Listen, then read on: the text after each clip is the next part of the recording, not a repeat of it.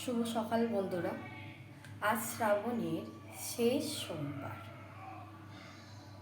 আজ আমার বাড়ির ঠাকুরেরা আমারই বাগানের ফুল দিয়ে কেমন সেজে উঠেছে। এই আমাদের গোপাল সোনা, বড় আদরের শিব ঠাকুর, রাধা কৃষ্ণ, সরস্বতী মা,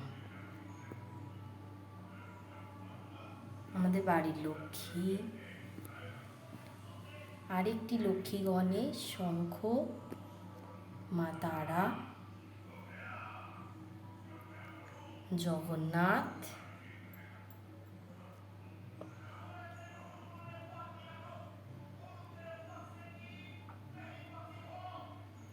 ভগবান সকলের মঙ্গল করুক।